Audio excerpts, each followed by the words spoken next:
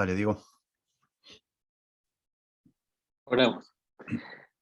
Padre Santo, estamos muy agradecidos, Dios, por la posibilidad de estar reunidos otro martes para estudiar tu palabra, para ser edificados. Estamos contentos por eso, Dios, y rogamos la ayuda de tu Santo Espíritu en cada uno de nosotros. Señor, que podamos entender, que nos ilumine la mente, poder comprender, para poder aplicar, y también que utilices al profesor para que nos pueda enseñar, y para que todos, Señor, seamos transformados a la imagen de Jesús, que también con lo aprendido podamos ministrar a otros, Dios, que tu palabra corra. Nos ponemos en tus manos, yo no estar atento, lo rogamos en el nombre de Jesús. Amén. Amén.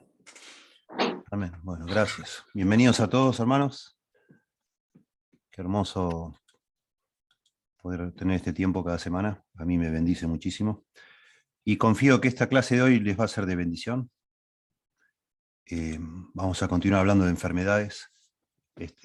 La semana pasada las nombramos como funcionales. ¿Sí? Podemos hablar, no sé, de la angustia, el dolor emocional, bueno, muchos aspectos muy pertinentes al día de hoy, ¿no? En nuestras iglesias, muchos de nosotros, muchos de ustedes conocerán, y de pronto ustedes mismos que están escuchando, han recurrido a doctores para que les ayuden con el tema de drogas o medicinas psicotrópicas que se llaman, para ayudarles a lidiar con ciertas, digamos así, dolor, llamémosle dolor emocional, ¿no? Y de eso queremos hablar, por eso le llamamos a esto entendiendo nuestras emociones, porque realmente no nos entendemos muy bien. Ese es el aspecto cuando la Biblia dice que nuestro corazón es engañoso y que ¿quién lo conocerá? Seguramente el aspecto más confuso para nosotros mismos de nuestro corazón es el aspecto de las emociones. No entendemos lo que nos pasa, qué me está pasando, por qué me pasa esto, ¿no? Leo del libro que yo les había mencionado la semana pasada, que me gusta muchísimo, escrito por dos mujeres. Yo les mencioné, se llama ¿Podrá la medicina detener el dolor, calmar el dolor? Y habla de dice, encontrando la sanidad de Dios para la depresión, la ansiedad y otras emociones que están doliendo, ¿no? Algo así. Y en este libro, una de las autoras, que es psiquiatra, era psiquiatra como inconversa, bueno, es psiquiatra, pero yo les conté la semana pasada, ella era inconversa y ella tomaba medicación psiquiátrica para la depresión, sufría depresión, y su hermano también, yo les conté, eso cuenta en el prólogo del libro, y al final su hermano, ella mientras luchaba con la depresión, conoció a Cristo y salió a flote, digamos, no con la medicina, sino con el Señor. Pero su hermano nunca salió a flote, y un día ella, lamentablemente, le recibió la noticia de que su hermano se había suicidado, y la psiquiatría nunca le pudo ayudar. Entonces ella, siendo psiquiatra, le pegó tan fuerte eso, le afectó tanto, que decidió escribir y dedicarse y profundizar y enseñar y dar conferencias explicando cómo la Biblia nos puede ayudar a resolver estos problemas, ¿no? Ese es el trasfondo de este material, de ahí saco la mayoría de esto que voy a enseñar hoy. Pero comenzando uno de los capítulos, dice que terminó ella de dar una conferencia y se le acercó una mujer llamada Julie, dice ella, y le dice, por favor, me podría dedicar unos minutos, le quiero pedir consejo sobre lo que me está pasando, estoy pasando por mucha depresión y quisiera que usted me ayude. Entonces esta señora le dice, bueno, por favor, la escritora del libro, ¿no? Le dice, ¿puedes contarme cómo comenzó tu problema? Y la mujer le dice, esta Julie, le dice, no estoy segura. Un día empecé a sentirme triste sin razón aparente. Con el tiempo perdí el apetito y tuve dificultades para dormirme a la noche. Y ahora yo lloro a menudo, sin razón. De golpe me pongo a llorar. Mi médico me dice que tengo depresión y que necesito tomar medicamentos para curarla. Y le pregunta a esta mujer que ha escuchado la conferencia, dice, ¿usted cree que la medicina me puede ayudar? De ahí sale el nombre del libro, ¿no? ¿Podrá la medicina ayudarme? Y entonces dice Laura, una de las autoras del libro, se llama Laura Hendrickson, la psiquiatra, le pregunté sobre cualquier cosa que pudiera haber sucedido poco antes del inicio de esos síntomas, dice, y me dijo que no podía pensar en ningún cambio significativo que hubiera ocurrido en su vida. Luego le hice algunas preguntas generales sobre su matrimonio, su familia, trabajo, etcétera, la fe, y Julie me dijo que se sentía atrapada en un matrimonio sin amor. Además, su hijo de 10 años era un problema de conducta en la escuela. Su hija adolescente había sido sorprendida abusando de drogas ilegales. Julie también me dijo que estaba preocupada de que pudiera ser despedida de su trabajo muy pronto. En cuanto a mi fe, me dijo Julie, realmente estoy luchando con por qué Dios permitiría que todas estas cosas me sucedieran. ¡Wow!, le dice Laura, tienes muchos problemas serios. Creo que muchas personas se verían tentadas a perder el corazón, a desanimarse, ¿no? Y cuestionar su fe en Dios, si tuvieran incluso alguno, solo alguno de tus problemas. Y entonces esta señora Julie le dice, no, dice, eso no es todo. Quiero decir, tengo problemas, claro que sí, pero creo que además de eso tengo una enfermedad y estaría deprimida. Yo estaría deprimida, dice la señora esta Julie, incluso si no tuviera ninguno de estos problemas. Mi médico dice, esto es textual lo que le dice esta mujer, Julie, mi médico me dijo que cuando la depresión viene sobre uno, así de la nada, de esta manera como me pasa a mí, de la nada, es una enfermedad, no son solo los problemas.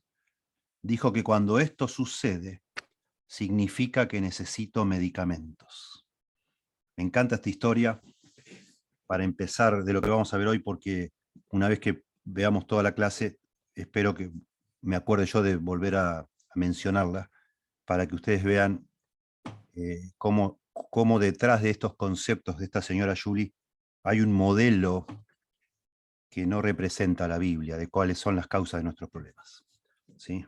Vamos a tratar nosotros, para hablar de nuestras emociones, vamos a tratar de ir a la Biblia, tratar de entender cómo hay dos modelos contrapuestos, que es el modelo, digamos,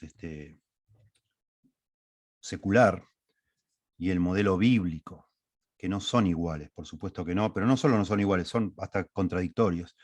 Y lamentablemente, la mayoría de las personas aceptan el modelo secular, incluso dentro de las iglesias. Nosotros mismos, a lo mejor que ustedes que están escuchando, sin darse cuenta, han llegado a adoptar un modelo secular sobre cómo somos los seres humanos, donde encaja, digamos, la parte material, la parte inmaterial, las emociones, los sentimientos, los verdaderos problemas de dónde surgen y cuáles, por ende, cuáles son las soluciones, ¿no? Es muy importante que entendamos. Yo supongo que la semana que viene vamos a seguir con estos temas y no prometo, pero me gustaría a mí continuar cuando retomemos en febrero o en marzo, continuar un poco más. Pero necesitamos, para poder hablar sobre diagnósticos o sobre las verdaderas causas de los problemas que tenemos la mayoría de las personas, necesitamos tener una base muy sólida de lo que la Biblia dice sobre cómo somos los seres humanos. ¿Sí? Y eso es lo que quisiéramos hacer al principio y después conectar, ¿no?, con estos asuntos. Entonces pensemos por un momento, tratemos de evaluar lo que la Biblia dice sobre cómo estamos constituidos los seres humanos. ¿Sí? Nosotros, sin vergüenza, tenemos que admitir que nuestra visión de la vida, de las personas, del ser humano, parte de una presuposición fundamental, básica, que no se va, es inmutable, es una convicción teológica, que la Biblia, la palabra de Dios, es verdadera, no miente, tiene razón. Es palabra de Dios y Dios sabe, y nos conoce más que nadie, y sabe cómo somos, y le creemos a la Biblia. ¿Sí? Alguno dirá, bueno, pero eso no es científico. La ciencia no tiene presuposiciones. Claro que las tiene. Claro que sí. El modelo científico, digamos así, parte de la presuposición de que Dios no existe, que el hombre no tiene un espíritu ni un alma, que no existe la vida eterna, etcétera, que el pecado es un invento y todas esas cosas. Esas son presuposiciones porque la ciencia no las puede demostrar. De manera que ambos sistemas necesariamente se basan en presuposiciones. ¿Sí? El nuestro es que la palabra de Dios es verdadera. Y de allí, entonces, vamos a tomar nuestra información para diagnosticar apropiadamente quiénes somos nosotros, cómo estamos constituidos y los problemas de dónde surgen. ¿Por qué razón? ¿No? ¿Cuál es la causa, según lo que dice la Biblia? ¿Está bien? Nuestro ser, según la Biblia, consiste de dos partes. El cuerpo físico, externo, la persona externa, y la persona interior, la parte material, el cuerpo, y lo inmaterial, que es lo interior. ¿Sí? O invisible, intangible, digamos, no sé. Material e inmaterial. ¿Está bien? No quiero desarrollar mucho acá, pero si alguno de ustedes después anótelo ahora, si quiere, y en el momento de preguntas y respuestas desarrollo un poquito más. Si alguno de ustedes cree o le han enseñado y cree que tiene los fundamentos, digamos así, tiene los justificativos bíblicos para creer que la persona es tres partes, no dos. Me gustaría mostrarles que no, la Biblia enseña que somos dos partes. Parte material, que es el cuerpo, y parte inmaterial, que es alma, espíritu, corazón, mente, etc. ¿Sí? No es que hay la gente que piensa que son tres partes, los seres humanos dice que es cuerpo, alma y espíritu, como si fueran tres partes separadas, y no es el énfasis bíblico, no lo es. Básicamente, no quiero argumentar demasiado acá, pero piense usted cuando Dios crea al ser humano, solo se habla de dos partes, que tomó del barro, de la tierra, hizo el cuerpo, y después sopló aliento de vida, la parte inmaterial. No se habla, en ningún momento se distingue cuando empezó a haber, además de alma, espíritu. ¿Sí? En fin, esto es muy importante. Y hay otros argumentos que podemos dar, y yo les puedo recomendar libros para leer muy sencillos, pero muy claros, por la forma en que muestran la evidencia bíblica. Es muy importante porque, y lo menciono acá, pero no es el tema de esta clase, pero lamentablemente cuando consejeros bíblicos o teólogos incluso, que son conservadores, han abrazado este modelo de tres partes, ¿no? Cuerpo, alma y espíritu. Lamentablemente toda una escuela de consejería bíblica que se llama integracionista, porque mezcla la Biblia con la psicología, se basan justamente en creo yo, mala interpretación de la Biblia de que somos cuerpo, alma y espíritu. Y dicen, los médicos son para el cuerpo, los psicólogos para el alma y los pastores y la Biblia para el espíritu.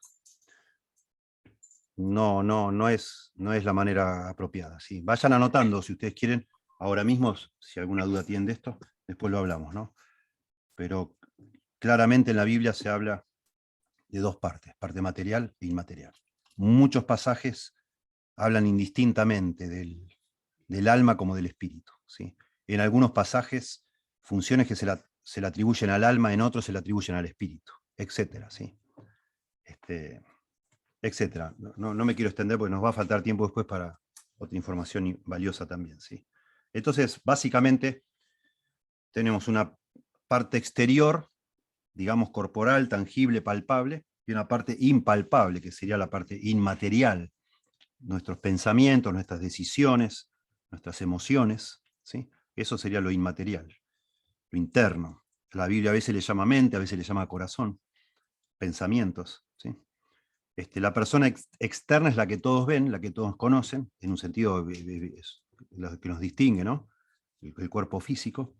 Y por supuesto la persona interna es lo que realmente somos nosotros, lo que Dios ve, y lo que forma nuestro carácter, nuestros valores, nuestra manera de ver la vida, de pensar, etc. ¿Sí? A veces le llama corazón la Biblia, a veces le llama alma, a veces le llama mente, a veces espíritu. ¿Sí? Este es el verdadero ser que sos vos, que soy yo. Fíjense en Lucas 6:45, dice, bajo un poquito acá. El hombre bueno, del buen tesoro de su corazón, saca lo bueno. Y el hombre malo, del mal tesoro de su corazón, saca lo malo. Porque de la abundancia del corazón habla la boca.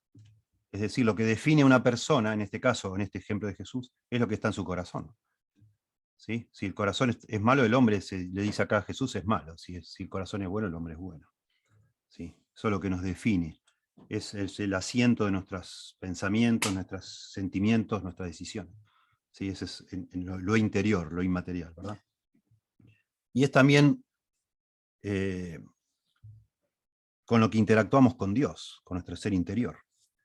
Tampoco la Biblia hace, la Biblia, si bien nos enseña que somos parte material y inmaterial, nunca hace un énfasis en que somos dos partes, sino siempre es uno. Digamos, la visión bíblica es holística, que se dice, somos un ser, ¿sí? Integrado.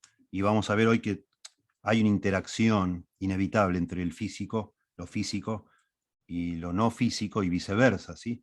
Lo que me pasa en el cuerpo afecta a lo inmaterial y lo inmaterial afecta al cuerpo, ¿sí? Pero interactuamos con Dios con lo inmaterial. Primera Samuel, ustedes conocen este pasaje 16:7, cuando Samuel va a elegir rey, ¿no? Dios le manda a elegir a rey y elige a David. Y Jehová respondió a Samuel, no mires,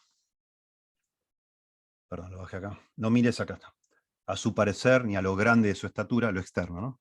Porque yo lo desecho, porque Jehová no mira lo que mira el hombre, pues el hombre mira lo que está delante de sus ojos, corporal, pero Jehová mira el corazón. ¿Sí? Y bueno, solo 2 pasajes, pero está lleno en la Biblia, ustedes pueden pensar. Hebreos 4:13, después que habla de que la palabra de Dios, aquí es uno de los pasajes, ya que lo tenemos acá, lo uso para argumentar. De este es uno de los pasajes de donde se saca que son 3 partes las personas, y también de Primera Tesalonicenses, creo que es 5:23, cuando habla de espíritu, alma y cuerpo, ¿no? Acá dice, porque la palabra de Dios es viva y eficaz, y más cortante que toda espada de 2 filos, y penetra hasta partir del alma y el espíritu, noten, las coyunturas y los tuétanos, y discierne los pensamientos y las intenciones del corazón. Bueno, yo quiero leer el 13, pero ya que estamos acá, lo menciono. Acá algunos dicen, noten, acá el alma es una cosa y el espíritu es otra. Bueno, pero justamente este es el énfasis que quiere hacer el autor de Hebreos, que es tan precisa la palabra de Dios, que separa lo que es inseparable, el alma y el espíritu, y las coyunturas y los tuétanos, que es lo mismo. Los tuétanos y las coyunturas es lo mismo, en un sentido, y el alma y el espíritu lo mismo es. Está diciendo que la palabra es asombrosamente precisa en su poder penetrante en nuestro corazón. Porque también dice que discierne los pensamientos y las intenciones del corazón. De nuevo, o sea, lo anterior es para llegar a este punto, que es impresionante lo sutil que puede ser esta espada. No es que entra en el corazón y hace un desastre y desmiembra, digamos así, hace una carnicería, sino que hace algo, una obra precisa, increíble, como un bisturí de un cirujano, ¿no? Y entonces dice, y no hay nada, no hay cosa creada que no sea manifiesta en su presencia. Antes bien, todas las cosas están desnudas y abiertas a los ojos de aquel a quien tenemos que dar cuenta. Es muy interesante. Acá está hablando de las intenciones del corazón, y eso está abierto a los ojos de Dios. Nuestros pensamientos, las intenciones del corazón, dice que no está todo abierto y visible a los ojos de Dios. Muy interesante. ¿Sí? Y bueno, y hay muchos pasajes que hablan justamente de eso, de cómo Dios, por ejemplo, bendijo a David porque también veía su corazón. Leemos, por ejemplo, el Salmo 42 y 43, que justamente habla de la depresión, y el salmista le habla a su alma: ¿por qué te abates, oh alma mía? ¿Sí? ¿Por qué te aflige? ¿Por qué estás así? Y le habla, hace un soliloquio, habla con su alma, porque esa es la verdadera persona que somos, donde decidimos las cosas. Y tenemos esa capacidad dada por Dios de ser autoconscientes de lo que hacemos. ¿Por qué estoy diciendo lo que digo? ¿Por qué dije eso? ¿Estoy loco? ¿Qué me pasa? Etcétera. Tenemos esos diálogos internos, y es muy común eso ver en el libro de Salmos, y es muy común también ver justamente que ese es el aspecto de nuestro ser que tiene comunión con Dios, ¿sí? Comunicación con Dios, amor a Dios, obediencia a Dios, etcétera, o desobediencia a Dios. ¿Correcto? Bueno, lo que estábamos diciendo hoy, y a esto vamos para entender un poco cómo se conectan las emociones con lo que nos pasa, ¿no? Hay mucha interacción, según la Biblia, entre nuestro cuerpo físico, material, y nuestra persona interior, inmaterial. ¿Sí? Me parece que es bastante obvio. La semana pasada yo leí parte de un capítulo de un consejero hablando de cómo cuando estamos nerviosos nos transpira las manos, nos ponemos, no sé, nos tiembla el cuerpo, etc.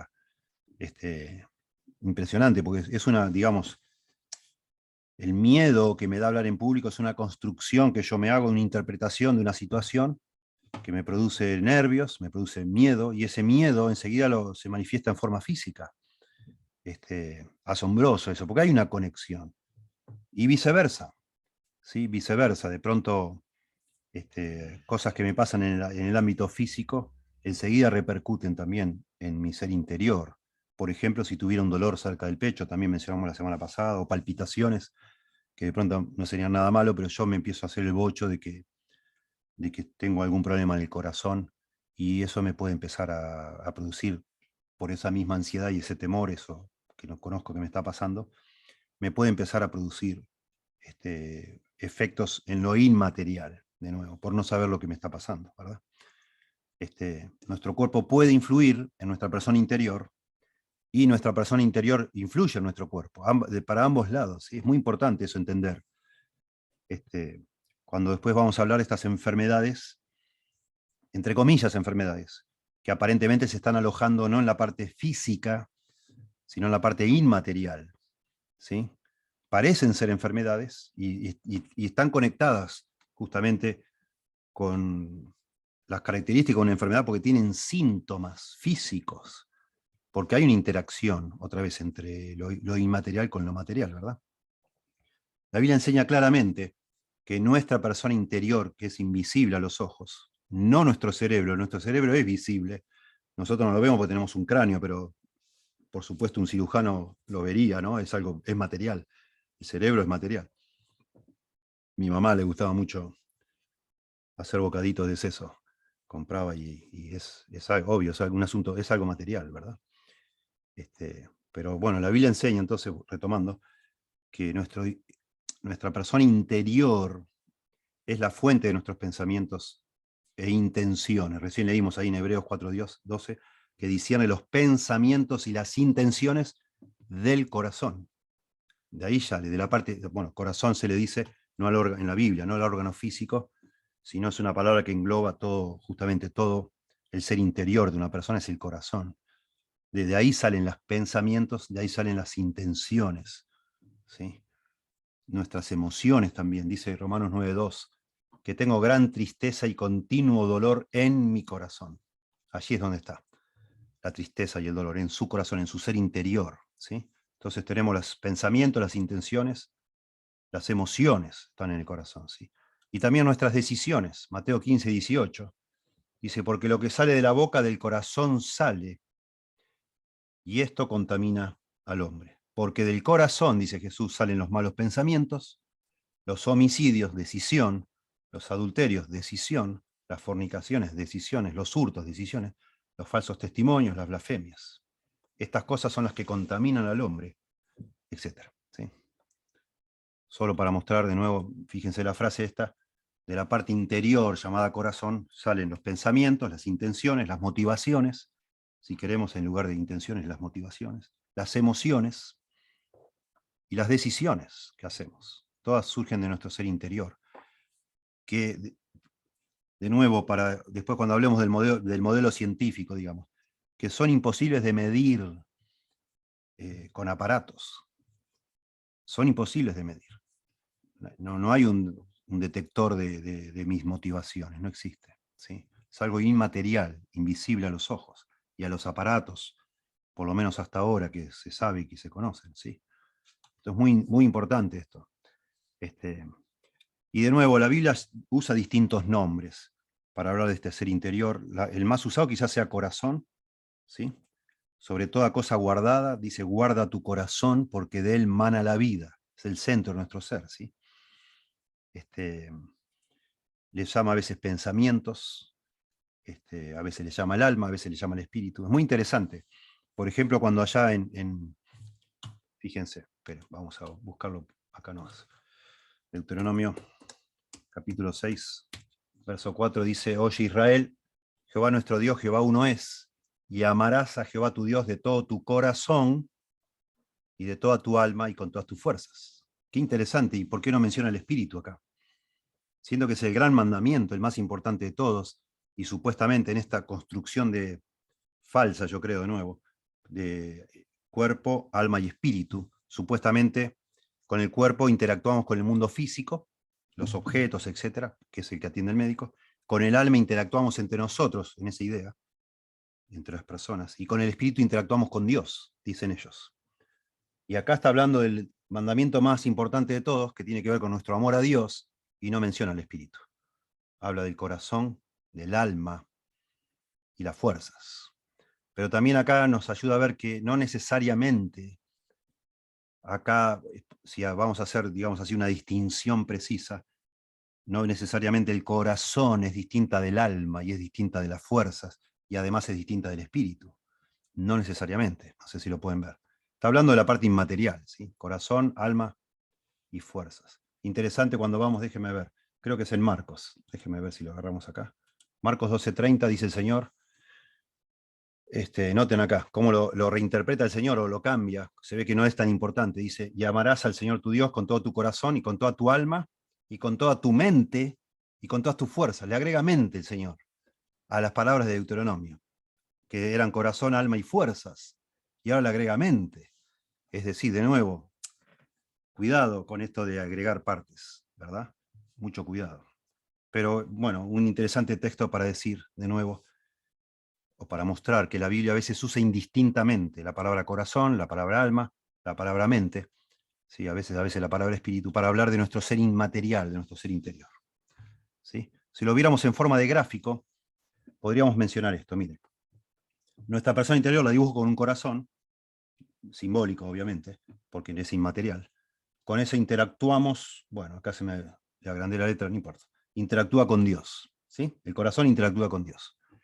Ahí es donde meditamos en el corazón, oramos en el corazón, etcétera, ¿no? Respondemos en el corazón, interactuamos con Dios. Pero también esta persona interior, los pensamientos, sentimientos y elecciones de la persona interior afectan a la persona exterior, ¿sí? Lo que estamos diciendo. Y acá puse la foto de una señora que parece un poquito angustiada o triste o ansiosa, no sé. Y nos afecta porque si en el corazón estamos mal, si yo estoy triste en el corazón, esta mañana yo me enojé con algo, una situación X, y veníamos, no con mi esposa, pero veníamos en el auto y mi esposa me dice, ¿por qué estás enojado? ¿Qué pasa? Y se dio cuenta, pero yo no dije nada, no había dicho nada. Como no fue tampoco un enojo con ella, yo no le dije nada a ella. Fue con otra persona, pero yo no quería. Pero se dio cuenta. ¿Por qué? Porque lo que me pasó en mi corazón se notó en mis expresiones faciales, de todo, no sé. La persona que te conoce y te observa sabe leer el lenguaje no verbal que se dice. Y la postura corporal, las expresiones faciales, la forma de hablar, quizás el tono de voz, las pulsaciones, presión arterial, temblor, etcétera, son afectados. Esto tiene que ver todo con el ámbito del cuerpo, con las cosas que pasan en nuestro corazón. Y viceversa, ¿sí? Como estábamos diciendo, cosas que pasan en nuestro cuerpo pueden afectar a la persona interior también, lo opuesto, ¿verdad? Si yo tengo un problema con ira, un ataque de ira, digamos así, me enfurezco, probablemente se me pongan los cachetes colorados, me sonroje, me pueda subir la presión arterial, claro que sí, y se va a notar, ¿sí? Me afecta el cuerpo. Y viceversa, ¿sí? Como decíamos nosotros, supónganse que, de nuevo, tengo palpitaciones y eso me pone ansioso, porque me da temor, ¿sí? O tengo un dolor físico, no sé, tengo un dolor en el vientre y no sé qué es, y me empiezo a hacer el bocho. Vaya a saber, no sé, tuve un familiar que tuvo cáncer, no sé, de colon, supongamos, y tengo ciertos problemas en esa zona, y digo, y ya me empiezo a pensar, me empiezo a manejar de que tengo eso, y voy al médico y me dan turno para dentro de 2 meses, y estoy 2 meses que estoy desesperado, estoy mal, no sé. Y personas así a veces pasa, porque no tienen un diagnóstico, y mientras no tengan el diagnóstico, empiezan a tener todo tipo de problemas en su ser interior, hasta que por fin se aclara lo que está pasando, ¿sí? ¿Se entiende? ¿Sí? Veámoslo de otra manera, con otro gráfico, ¿sí? Según la Biblia, ¿no? De nuestra persona interior salen los pensamientos, lo acabamos de leer de Jesús, los sentimientos, las decisiones, y eso produce en nuestro cerebro, produce reacciones químicas. ¿Sí? Ya lo están estudiando y ya ustedes habrán escuchado.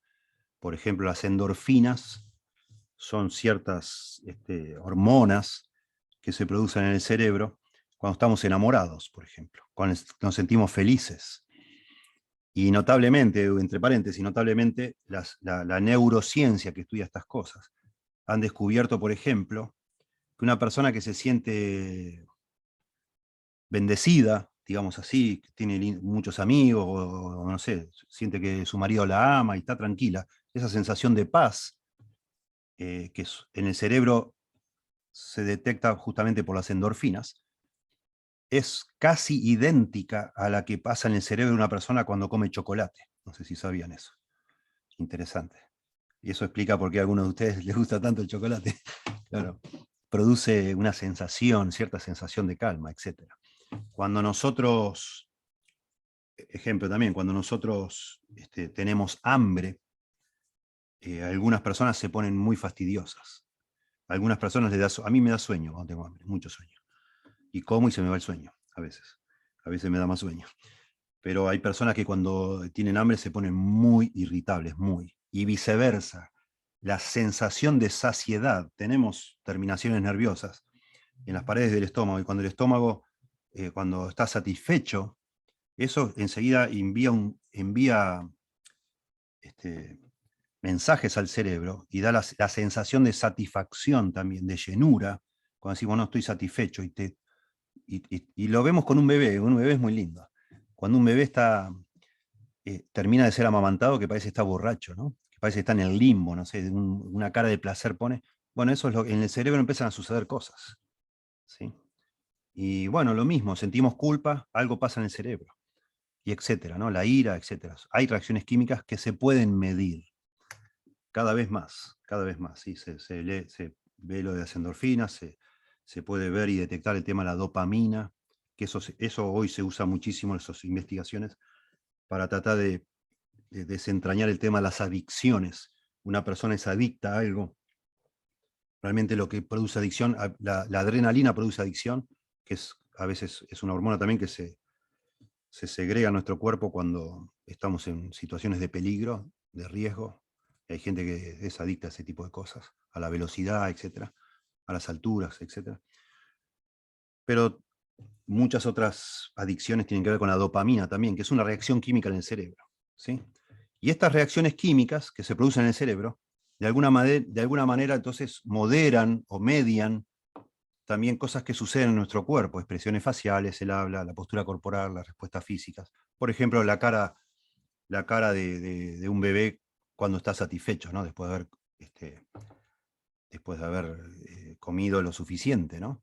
Y se queda dormido, y antes de quedarse dormido está como medio abombado, así que bueno, de nuevo, afecta sus expresiones faciales, afecta a todo, ¿verdad? Y a su vez, como estamos diciendo, porque esto digamos, es un camino de ida y vuelta, lo que hicimos en este gráfico es agregar, a diferencia del anterior, este era un gráfico de ida y vuelta, ahora agregamos un triángulo, porque agregamos el cerebro, ¿sí? La persona exterior también afecta a la persona interior, ¿sí? Muy interesante.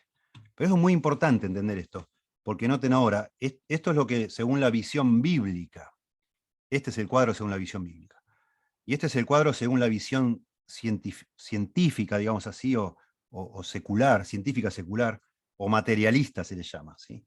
La visión, así se dice técnicamente, la visión materialista del hombre, materialista en el sentido no del dinero, sino de que el hombre solo es materia, no es nada espíritu, nada inmaterial, todo material, ¿sí? No existe lo inmaterial, solo lo material. En la visión materialista solo existen el cerebro, que es un órgano físico, donde se producen reacciones químicas.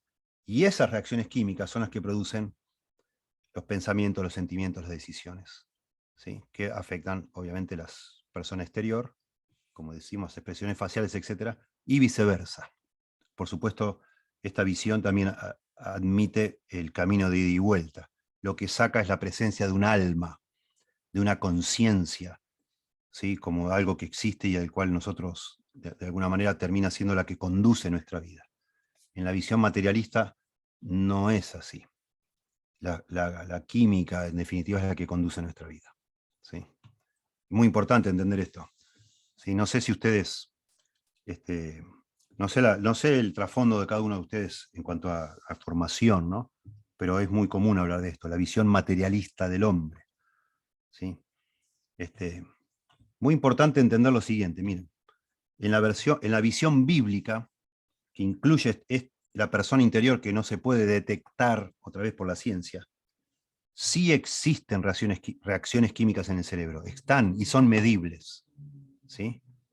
O sea, la persona interior, según la Biblia, la persona, nosotros, en nuestro corazón, se gesta todo lo que hacemos y decimos y hacemos, en definitiva, todas nuestras decisiones.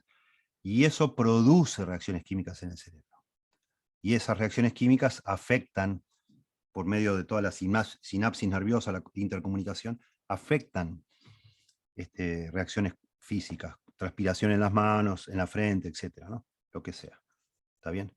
Ahora, ojo, el problema es cómo interpretamos, acá está el quid de la cuestión, cómo interpretamos estas reacciones químicas. Si son la causa o es un efecto. En la visión bíblica, esto es un efecto de lo que pasó en nuestro corazón. En la visión materialista, esta es la causa, de ahí sale lo que nos está pasando, del cerebro, de las reacciones químicas que hay en el cerebro. Entonces, por excluir, digamos así, por quitar este aspecto de la fórmula, los diagnósticos son distintos y las recetas, digamos así, las soluciones son distintas. Porque si la causa de mis problemas está solamente en el cerebro, entonces la solución tiene que ser intervenir en la química del cerebro. Ahora, si la causa no es el cerebro, sino el corazón, y el cerebro solamente es un mediador de estos, digamos, efectos, digamos, la causa está acá en la visión bíblica, y acá están los efectos, y acá están los efectos. Entonces la solución para atacar de raíz un problema está en el corazón. Si yo elimino el corazón, entonces la solución está en atacar el cerebro, y eso solo lo puede hacer un doctor con medicina. ¿Sí? Es muy importante entender esto, por favor, por eso me tomo su tiempo.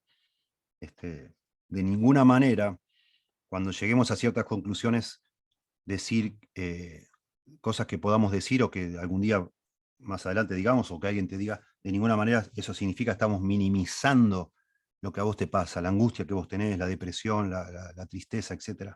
No se trata de minimizar, decirte que no, que vos sos responsable, porque teniendo esto en el cuadro, aquí, bueno, aquí más que con medicina, acá, porque es el corazón nuestro, donde están los pensamientos, los sentimientos y las decisiones que salen del corazón, entonces esto a veces crea una resistencia muy grande en las personas que necesitan ser exhortadas amorosamente a decir, mira, tenés que cambiar tus pensamientos. Algo no está bien en las decisiones que has tomado, tenés que arrepentirte y tomar las decisiones correctas. Y hay personas que reaccionan muy violentamente a eso, como diciendo, pero vos no sos sensible, no tenés compasión conmigo. ¿Cómo me vas a hablar así? ¿No ves que estoy enfermo? Pero el diagnóstico bíblico es que si no hacemos nada con esto, va a seguir todo el ciclo funcionando igual, porque no salen de acá los problemas. Esto solo es un mediador de esas cosas, ¿sí? Y bueno, la medicina lo interpreta distinto.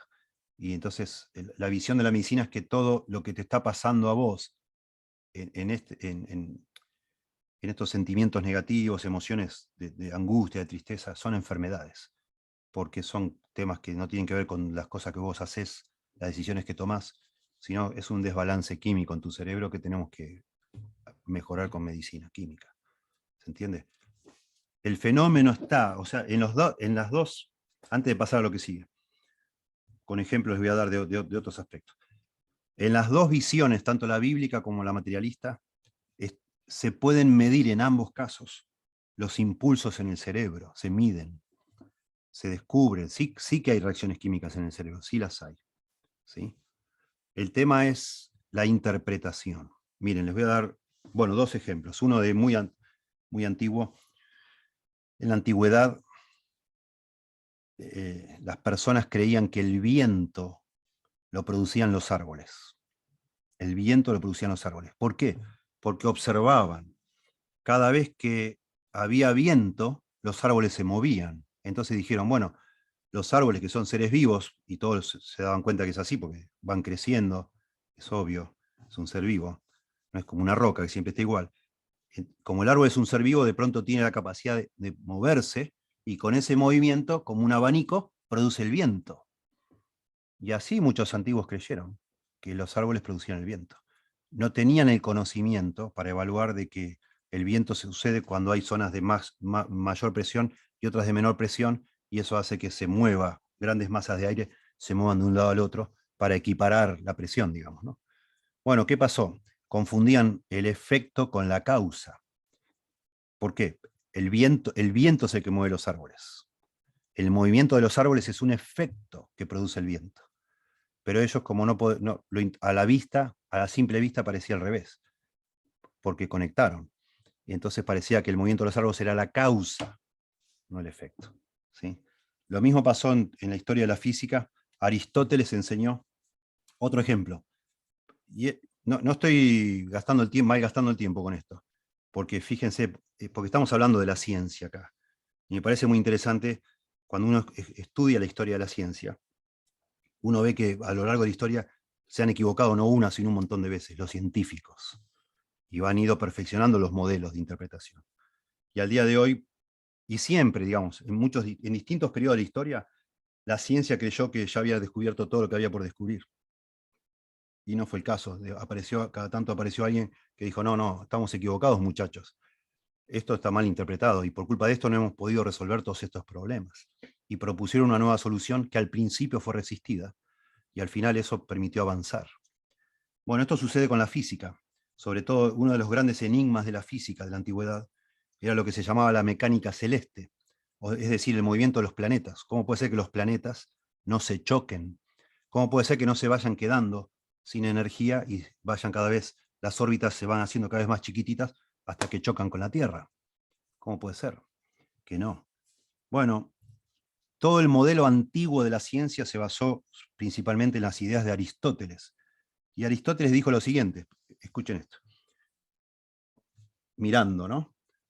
Dice, todos los cuerpos están quietos, salvo que se les aplique una fuerza que los haga poner en movimiento. Y él dio el ejemplo de un carro con un caballo. El carro anda, se mueve mientras el caballo hace fuerza. En el momento que el caballo para, el carro se para. Y uno dice, sí, irrefutable, ¿no? El caballo y el carro paran cuando el caballo deja de hacer fuerza y se empiezan a mover cuando vuelve a hacer fuerza. Bueno, es un error, pero parece que es lo lógico, pero no es. Después de miles de años después de Aristóteles, apareció un hombre llamado Isaac Newton que dijo, no, eso está mal. Y él dijo al revés, todas las cosas están en movimiento, salvo que una fuerza se les aplique y las detenga. Y uno dice, pero pará, no es así. Newton, estás equivocado, no está todo en movimiento. Yo no veo que esté todo en movimiento. Y él dijo, sí, está todo en movimiento. Hasta que vos le apliques una fuerza y lo detenga. Y él, basado en ese, digamos así, en ese enunciado, elaboró toda la explicación de por qué se mueven los planetas y se resolvió ese asunto. Y a partir de Newton comienza lo que se llama la ciencia moderna. Es un antes y un después. Porque otra vez, lo que parecía una causa en realidad era un efecto y viceversa. Exactamente al revés. Y al final, bueno, vino el tercer periodo de avance de la física fue cuando apareció Einstein y aportó todavía más conocimiento y había más avance técnico para medir esas cosas. Y bueno, y hemos avanzado un montón, ¿no? Y Einstein reflexiona correctamente, diciendo la verdad, tenía razón Newton, nos estamos moviendo todos, no solo nos estamos moviendo todos, nos estamos moviendo a una velocidad vertiginosa, porque en este momento yo estoy viajando junto con ustedes porque estamos sobre esta Tierra y la Tierra está girando a una velocidad tremenda sobre su eje y a su vez alrededor del Sol, y estamos todos volando como si estuviéramos en una nave espacial. Lo que pasa es que mi computadora vuela junto conmigo, lo mismo mi escritorio, el micrófono, todo. Entonces, como estamos todos, digamos así, en esta misma nave llamada planeta Tierra, a nosotros no nos parece que nos estamos moviendo, pero nos estamos moviendo, y mucho, y muy rápido. Y eso cambia todas las interpretaciones. Bueno, eso es un ejemplo que para mí es muy valioso pensando en esto. Cuando la ciencia se niega por dogma, por sus presuposiciones, a admitir no solo que Dios existe, lo cual ya es un suicidio intelectual, decir que Dios no existe solamente por prejuicios, cuando este mundo es el mundo de Dios, ya no lo puedes entender. Más cuando el libro de Proverbios dice que todo este mundo fue creado con la sabiduría de Dios. Con eso fue creado este mundo. Y vos decís, no, Dios no existe. Entonces ya no te quedás sin elementos para interpretar bien este mundo, cuando sacás a Dios del cuadro.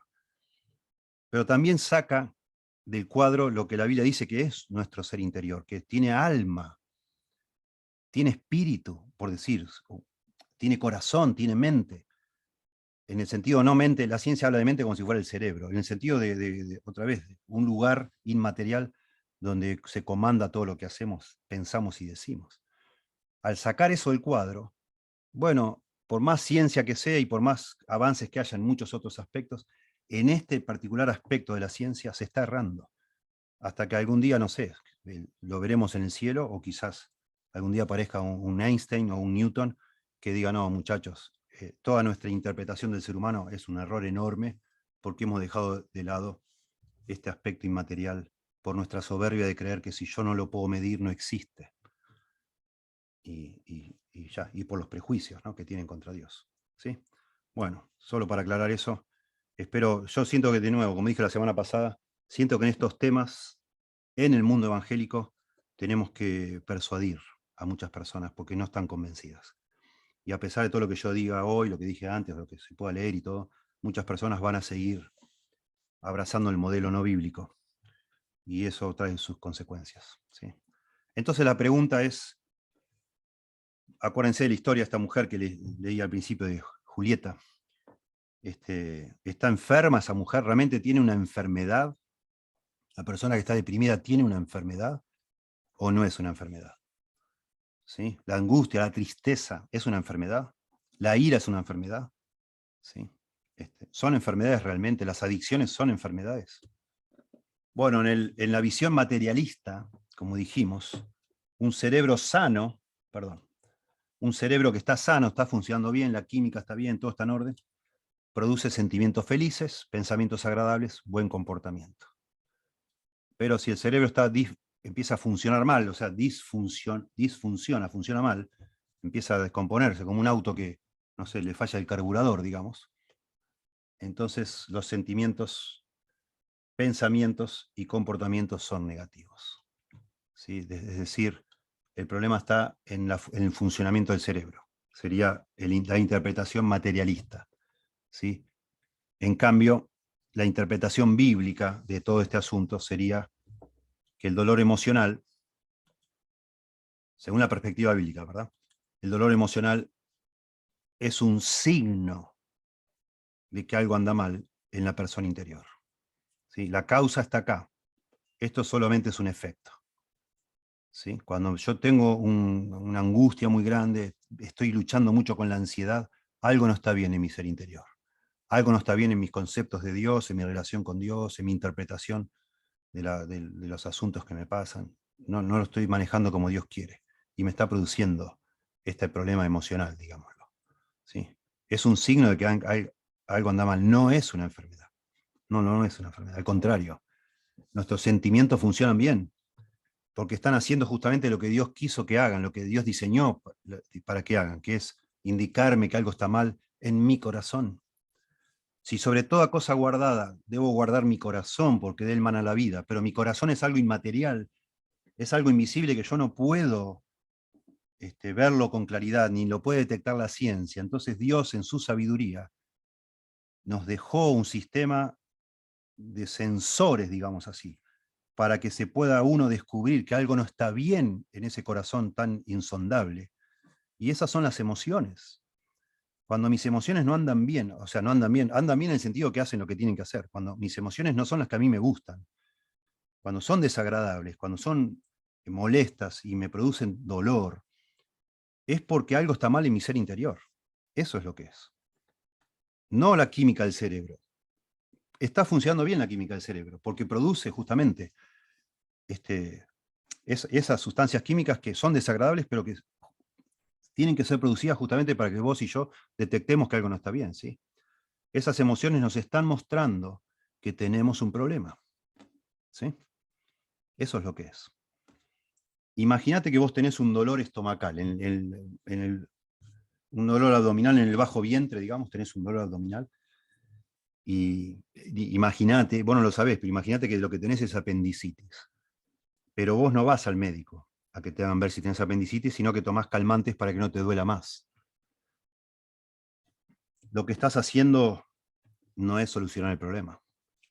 Solo estás aplacando esos síntomas, pero la verdad es que tenés que ir al médico para que te saquen el apéndice, porque eso se puede agravar. Es exactamente eso. O sea, la ciencia lo que está diciendo de alguna manera es que ese dolor o ese problema químico que te está pasando en el cerebro, ese es el problema. Y no, ese es una consecuencia de lo que, un efecto de las cosas que vos decidiste o que vos pensaste, o tus motivaciones, etcétera, lo que te está pasando en el corazón. Ese es el problema de verdad.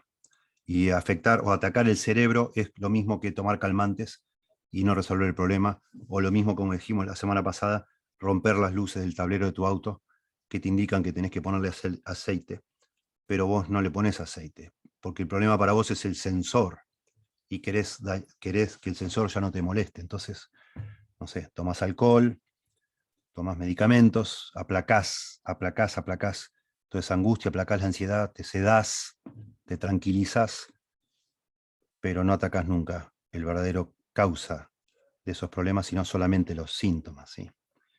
Por supuesto, después cuando empiezan ustedes a hacer preguntas me doy cuenta ahí que me faltó balancear, ¿no? Por supuesto que a veces el cerebro funciona mal, pero son contados los casos, ¿sí? A veces, por ejemplo, la persona tiene Alzheimer, algo no está funcionando bien en el cerebro. Hay situaciones, y hay situaciones a veces que este sistema nervioso no funciona bien, por ejemplo, las hormonas no están andando como debieran, entonces tenés que hacerte un chequeo con cómo está tu tiroides, etcétera, todo el sistema hormonal, ¿sí? A veces pasa, pero coincidimos todos, yo creo que todo en este modelo materialista hay un abuso muy grande de prescripciones médicas sin llegar realmente a chequear si es realmente un problema de que está funcionando algo mal en el cerebro. De pronto tenés un tumor, nos ha pasado, bueno, estamos viendo eso en nuestra iglesia, una preciosa mujer que vino a nuestra iglesia, le han descubierto un tumor, ahora se lo quitaron, pero le estaba afectando, la parte motriz, parte del habla, etcétera, ¿no? Y bueno, alguien de su trabajo vio un comportamiento extraño, gracias a Dios, ¿no? Un compañero de trabajo vio un comportamiento extraño y le dijo, y dice, no, no, sí, de verdad, existe esto. La persona no se dio cuenta. Y fue al médico y sí, tenía un tumor que le estaba afectando ciertos comportamientos. Bueno, son situaciones posibles a veces. Lo que debería hacer la medicina es hacer esos estudios para descartar esas posibilidades. A veces lo hacen, a veces no. Y lo que nosotros como consejeros bíblicos deberíamos hacer es también mandar a una persona al médico para hacer todo tipo de chequeos para ver si es posible que haya una causa verdaderamente donde el cerebro está dañado o algo del sistema nervioso que incluye también las hormonas, ¿no? Pero si eso no está bien, bueno, tenemos que evaluar si no hay un tema en la conducta de la persona, de la cual es responsable, en sus pensamientos, sus decisiones. La conducta sería el área de las decisiones, ¿no? Las motivaciones, etcétera, ¿sí? ¿Para qué sirven entonces las emociones? Bueno, para advertirnos. Es un sistema de advertencia, para descubrir lo que está pasando en nuestro corazón. Yo digo, tengo una comunión espectacular con Dios y me paso un día consumido por la ansiedad y me doy cuenta que estoy ansioso, considerando la ansiedad como una emoción. Bueno, entonces, o tengo ataques de ira, y yo digo que estoy re bien con Dios, y tengo ataques de ira. Yo tengo que ser sincero conmigo mismo y decir, no, yo no estoy tan bien con Dios. Algo no está bien, porque a mí hay situaciones que no las puedo manejar, me desbordan. Entonces algo está mal en mi corazón. Algo no entendí de la Biblia o no estoy aplicando bien. Necesito seguir creciendo, etcétera, ¿sí? No estoy amando a Dios con toda mi mente, con toda mi fuerza y con todo mi corazón, si estoy constantemente ansioso sobre el futuro. Es evidente que no he llegado a confiar lo suficiente en Dios. Entonces tengo que seguir aprendiendo de Dios para amarlo más, como Él me pide. Y eso lo sé por mis emociones, ¿sí? Es muy importante entender, ese es el lugar apropiado de las emociones. No existen las emociones para guiarnos ni para gobernarnos. Muy interesante estudiando hace poco sobre las emociones de Jesús. Para mí muy revelador ver a Jesús en el huerto de Getsemaní y en toda su pasión, realmente él como hombre deseando que no le sucediera eso y teniendo él como Dios el poder para evitarlo. No se dejó guiar por sus emociones. Sus emociones le decían, no, Si es posible, pasa de mí esta copa, pero no se haga mi voluntad, sino la tuya. Él no permitió, y nos dejó un hermoso ejemplo, no permitió que sus emociones gobernaran sus decisiones. No existen las emociones, no fueron dadas por Dios para guiar nuestra vida. Eso nos lleva a un desastre. Es solo para indicarnos, como un tablero de control, para indicarnos que algún cambio debe hacerse. ¿Sí?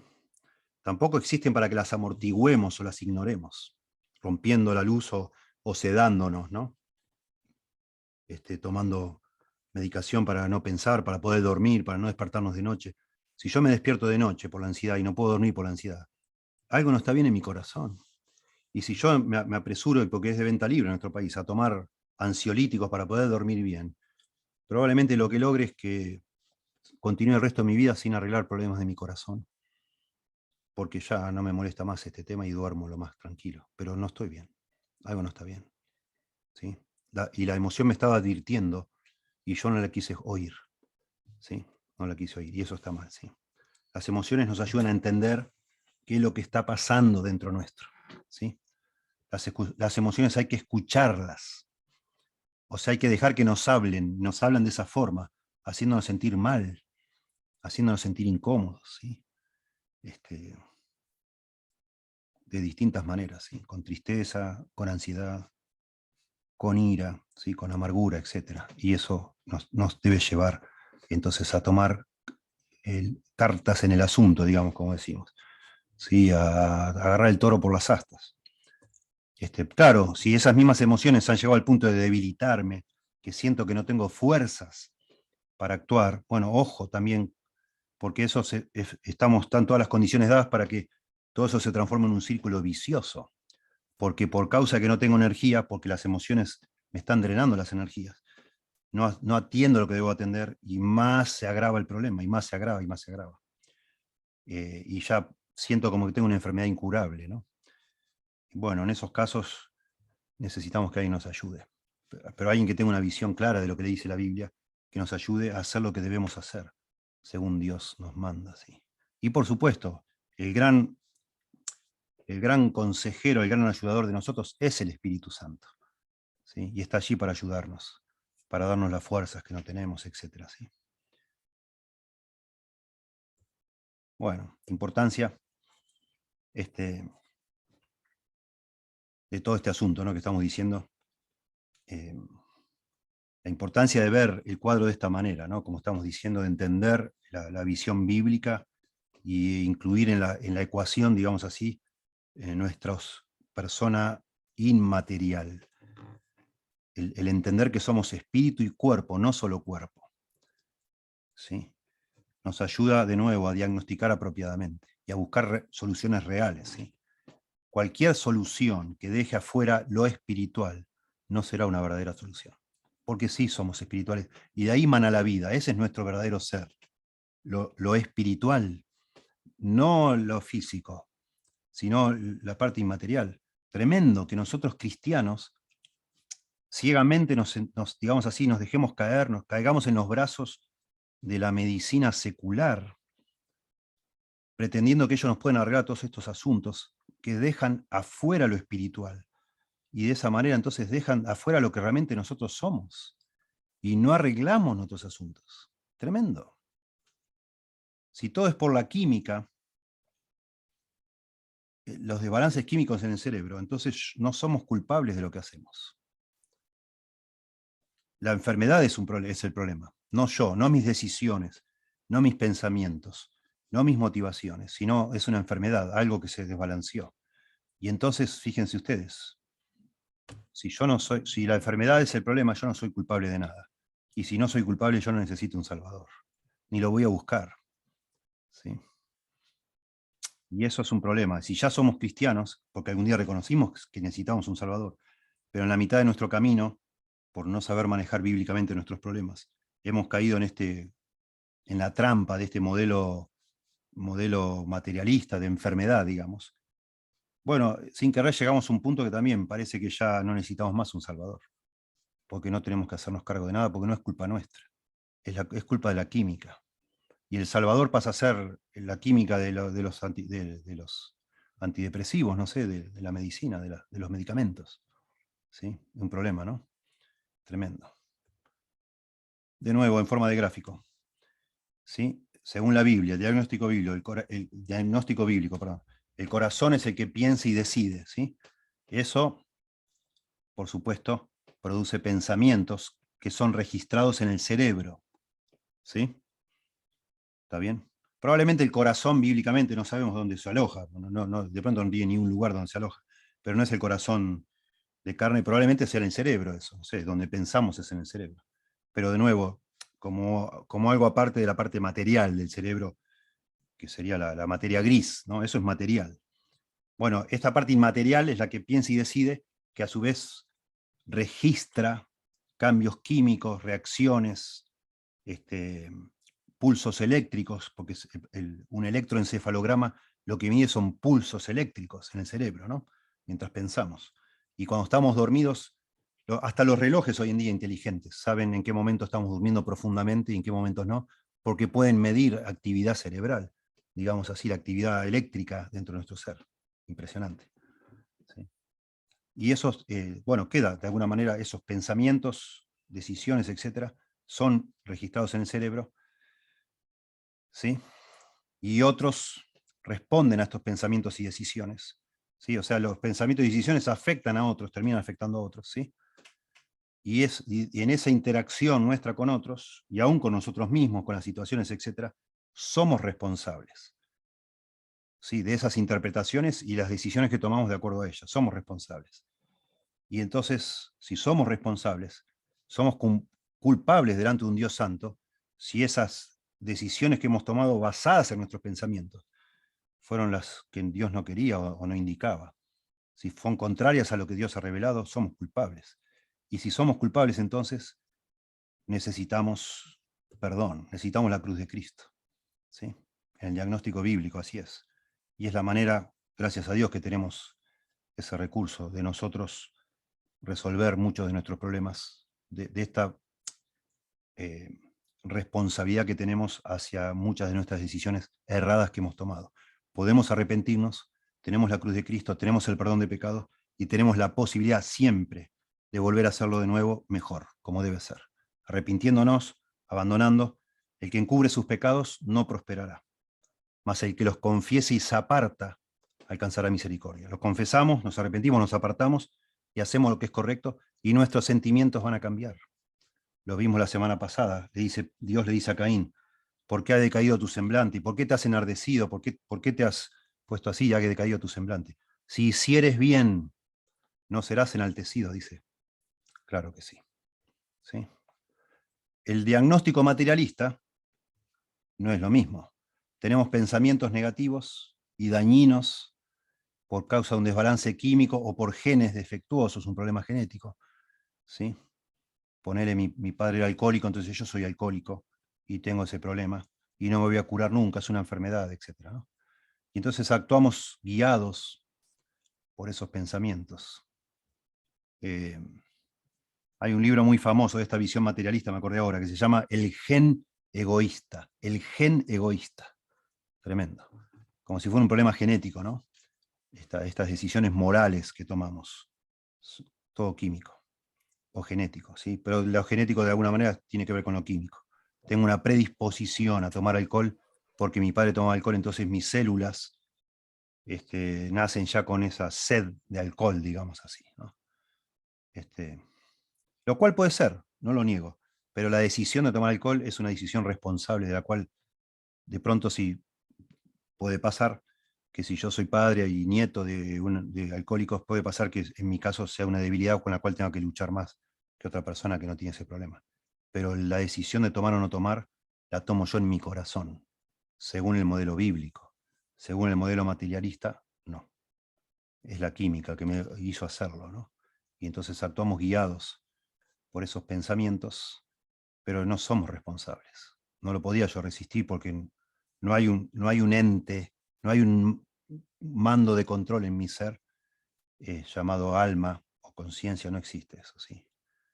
Y entonces si no somos responsables, no somos culpables delante de un Dios santo, y entonces no necesitamos, claro que no necesitamos la cruz de Cristo. son modelos opuestos, como decimos, ¿se entiende? Dos conceptos más, ¿no? Este modelo de enfermedad, llamar enfermedad a estos problemas o este dolor emocional, da un alivio, da cierta, no sé, cierta sensación de comodidad, es una comodidad, en definitiva. Creer que tenemos una enfermedad al principio nos alivia porque pone la responsabilidad fuera de nosotros. No es mi culpa, ¿qué voy a hacer yo? ¿Qué culpa tengo yo de esto que me pasó, de la química? No sé cómo pasó, pero me empezó a pasar este desequilibrio químico. Que se me diga a mí que mi sufrimiento es resultado de mis pensamientos y las elecciones que yo tomé usando esos pensamientos, y entonces yo soy parte del problema, no es fácil de aceptar eso, es muy difícil de asumir, es la verdad. Que yo diga, bueno, tienes razón, yo soy culpable de estar así. No todos somos capaces de admitir eso. Parece que es muy doloroso, realmente es algo muy fuerte. Y entonces este modelo de enfermedad produce como una sensación de alivio. Ah, bueno, gracias, doctor. Yo pensé que era todo culpa mía. No, querido, no, ¿qué vas a hacer culpa tuya? Esto es algo que le pasa a muchas personas. Esto sucede nomás, como decimos de esta señora, ¿no? Que el doctor le dijo, cuando llorás de golpe y te agarra tristeza, eso es una enfermedad. Aunque no tuvieras ningún problema, te podría estar pasando. Le agarra a algunas personas. Y entonces te dan estadísticas. Bueno, el 30% de las mujeres adultas de esta edad, así, con hijos adolescentes y con un trabajo, etcétera, son propensas a tener depresión. Te agarra. Y uno dice, ah, wow, qué bueno, qué interesante, y da un alivio, ¿sí? Pero al final, eso es un problema, ¿sí? Al final, lo que parecía un alivio al principio, porque la responsabilidad no era nuestra, estaba afuera, al final produce más angustia, porque al final te das cuenta que estás atrapado otra vez en que se encuentre la cura para eso, las medicinas. Miren, y esto el libro este lo desarrolla más adelante, las medicinas que existen hoy para, por ejemplo, curar la depresión, realmente no la curan. Muy pocas personas tomando solo medicina dejan la depresión. Muy pocas. La mayoría de las medicinas no son efectivas porque solo atienden los síntomas y no las causas. Y entonces al final pasan o sea, fuiste al médico y te dijo, no, no se puede, es una enfermedad. Mire, tome esta medicación y se va a arreglar el desbalance químico. Pero como el problema no es el desbalance químico, no se va a arreglar, porque no tiene nada que ver. Lo que va a lograr, sí, al principio parece que sí, tenía razón el doctor, porque ya no me siento mal. Claro, no te sentís mal porque están interfiriendo todo este sistema, y entonces ya los síntomas ya no los sentís. Es como decir, wow, qué bueno, ya no se me prende la luz roja del auto. No, pero lo vas a fundir, porque nunca le pusiste aceite. Al principio decís, qué lindo, este mecánico es un fenómeno. Mirá, un ratito me arregló todo, ya no se prende la luz. Ya no me dice más que tengo que chequear, ya se arregló todo. No, no se arregló nada. Se va a fundir si no lo arreglas de verdad. Y así es lamentablemente este modelo. Produce alivio al principio, incluso no solo en vos, sino en tus seres queridos cercanos, tu marido que estaba preocupado por vos, que te veía triste, te veía llorando, que veía que te la pasabas en la cama y ahora te ve más normal, no te ve tan angustiada, tan ansiosa. Dice, qué bueno, qué bendición. Pero el problema nunca se arregló. Y la depresión, la mayor parte de las veces, no te la sacan nunca. O te la reemplazan por otra forma de vida que es inferior a la que tenías antes de tomar la medicación. Y otro aspecto negativo muy interesante es que al acogernos, digamos así, a este modelo de enfermedad y con la solución en la medicina, sin querer nos perdemos uno de los temas principales de la Biblia. Y es que Dios permite que su pueblo viva victoriosamente, incluso bajo circunstancias muy difíciles, haciendo, digamos, echando mano de su poder y de su gracia. ¿Sí? Es un tema precioso de la Biblia, que el poder de Dios se perfecciona en nuestra debilidad. Déjenme rápidamente pasar por estos pasajes. Dice, Él redimirá, es un ejemplo solo de un montón de salmos. Él redimirá en paz mi alma de la guerra contra mí, aunque contra mí haya muchos. Tremendo, Dios oirá y los quebrantará, etc. Bueno, tremendo el tema recurrente en los salmos de personas quebrantadas delante de Dios, que buscan a Dios y caminan con el Señor, y el Señor los sostiene en medio de su debilidad. Filipenses 2, del 12 al 13. Por tanto, amados míos, como siempre habéis obedecido, no como en mi presencia solamente, sino mucho más ahora en mi ausencia, ocupaos en vuestra salvación con temor y temblor, porque Dios es el que produce en vosotros, así el querer como el hacer, por su buena voluntad. Dios está obrando en nosotros. Dios nos está dando fuerzas para hacer lo que naturalmente no podemos. Pablo dice más adelante, todo lo puedo en Cristo que me fortalece. El Señor nos fortalece en nuestra debilidad. Al final del mismo capítulo 4 dice, mi Dios pues suplirá todo lo que os falta conforme a sus riquezas en gloria en Cristo Jesús. Hablando de aspectos materiales, pero en todo sentido así es en la Biblia. El Señor está para gloriarse o engrandecerse a través de nuestra debilidad, justamente. 2 Corintios 5:17 dice, de modo que si alguno está en Cristo, nueva criatura es. Las cosas viejas pasaron, y aquí todas son hechas nuevas. ¿Sí? Y bueno, aquí en 2 Corintios Pablo todo el tiempo se muestra como un hombre abatido, un hombre desanimado, un hombre cansado, golpeado, pero sigue adelante porque Dios lo sostiene. Y eso es algo hermoso de la vida cristiana, un aspecto maravilloso de que nos enseña la Biblia. ¿Sí? Y poderoso es Dios para hacer que abunde en vosotros toda gracia, a fin de que teniendo siempre en todas las cosas todo lo suficiente, abundéis para toda buena obra. ¿Sí? El Señor hace que tengamos esa fuerza. El Señor hace, por medio de su gracia, nos provee lo necesario para obedecerlo y seguir adelante. ¿Sí? Segunda Pedro 1:3 dice, como todas las cosas que pertenecen a la vida y a la piedad, nos han sido dadas por su divino poder, o sea, para vivir la vida piadosa. Algunas Biblias traducen todas las cosas que pertenecen a la vida piadosa, a la vida y a la piedad, a vivir la vida que Dios nos pide vivir. Nos han sido dadas por su divino poder, mediante el conocimiento de aquel que nos llamó por su gloria y excelencia. Hermoso. Se me ocurre un pasaje más. Hebreos capítulo 13, al final, cuando la doxología, ¿no? Dice, y el Dios de paz, que resucitó de los muertos a nuestro Señor Jesucristo, el gran pastor de las ovejas, por la sangre del pacto eterno, os haga aptos en toda buena obra, para que hagáis su voluntad, haciendo Él en vosotros lo que es agradable delante de Él, por Jesucristo, al cual sea la gloria por los siglos de los siglos. Amén. Anoten este. Hebreos capítulo 13, versos 20 y 21. El Señor nos hace aptos. El Señor, por medio de su gracia, nos da la fuerza para hacer lo que Él nos pide hacer. ¿Sí? Para hacer lo que le es agradable delante de Él. Esa es, de alguna manera, la esencia de la vida cristiana. Es hacer algo que en realidad no podemos nosotros. Y nos produce una sensación casi permanente de no alcanzar, de no llegar en nuestras fuerzas, de que no somos capaces. Y aún eso es hasta sano. Es hasta sano que nosotros fracasemos cuando hacemos las cosas en nuestra fuerza y nos sintamos abatidos. Porque eso produce la humildad que necesitamos para buscar a Dios, para descansar en Dios. Cuando recurrimos a este tipo de medicinas, sin haber descartado que tenemos realmente un problema físico en el funcionamiento de nuestro cuerpo, lo que estamos haciendo en definitiva es evitando el camino angosto, por decir así, este camino tortuoso, difícil, que el Señor quiere que caminemos con su poder y su ayuda. ¿Sí? El modelo de enfermedad causa más problemas de los que resuelve. Y finalmente, solo mencionar, después lo vamos a desarrollar en otra clase, qué interesante esto, de nuevo en lo que habíamos mencionado, el problema está aquí, en nuestra persona interior, no en el cerebro, no en el cerebro. ¿Sí? La manera de cambiar nuestra persona interior es, por supuesto, renovando la mente, con la palabra de Dios. ¿Sí? Déjeme solo el último pasaje. Dice,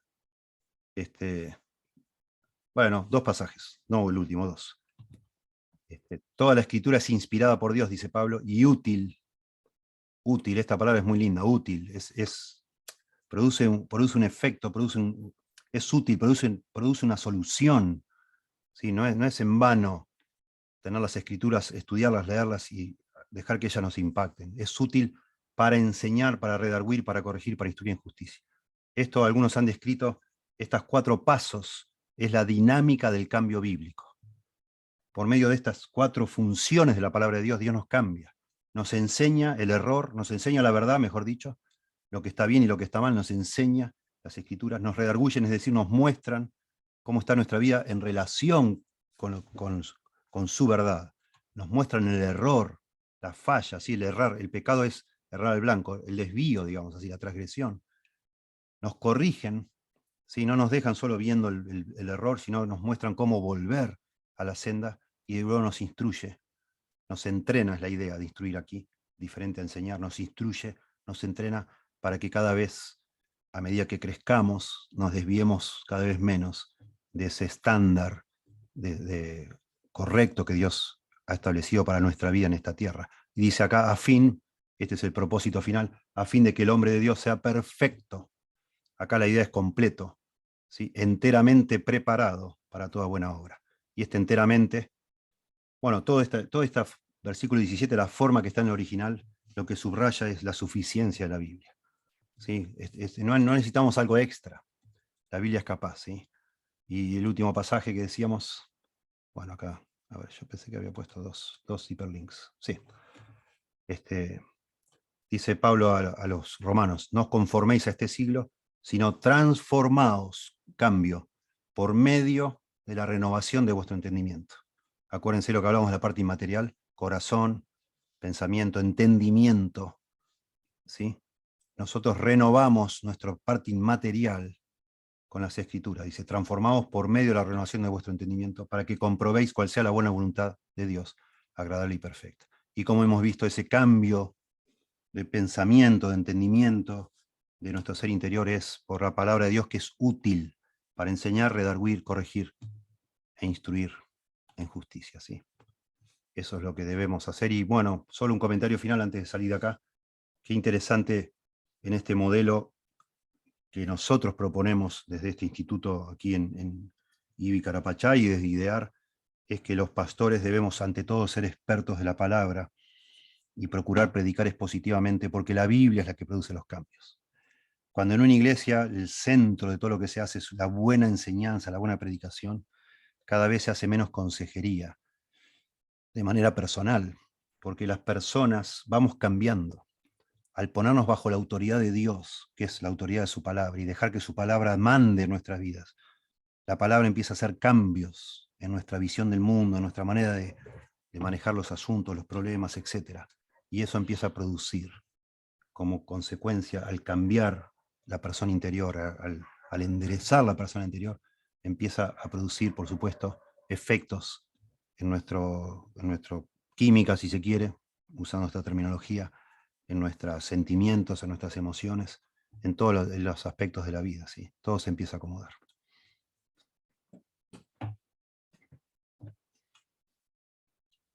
Bueno, me fijo en el chat, capaz que alguien puso algo. Para atrás. ¿Alguno que quiera preguntar personalmente? Te busco para atrás. A ver, ufa. Tremendo, ¿eh? Perdón, dice, ¿cómo es el nombre del libro de la autora? Se llama Will Medicine Stop the Pain. No está en español. Ahí lo pueden ver. Will Medicine Stop the Pain. Y las autoras son Elise Fitzpatrick, como mencioné hoy, y Laura Hendrickson. Elise Fitzpatrick es una consejera bíblica muy famosa. Y Laura Hendrickson, como dije, está ahora en el área de la consejería bíblica, pero es una psiquiatra, doctora en medicina. Eso es el libro, no está en español, como les dije. Es un libro más enfocado a mujeres, pero hay otros libros sobre este tema. Después les menciono, hay dos en español ahora. Uno de Edward Welch, no sé si se llama... ayúdame, Germán, que vos sos de los libros también. En español se llama Si el problema está en el cerebro, algo así se llama, Edward Welch. Y hay otro que no me acuerdo el autor, pero se llama, es sobre medicina, todo sobre medicinas psiquiátricas, es escrito por un consejero bíblico psiquiatra, que se llama Prescripciones, no me acuerdo, no. Después se los paso, les pongo, ¿sí? Ahí está, mirá, gracias. Ah, le cambiaron le cambiaron, ¿lo ven a Germán ahí? Guía para el consejero, ¿qué dice del cerebro? ¿El cerebro y sus qué?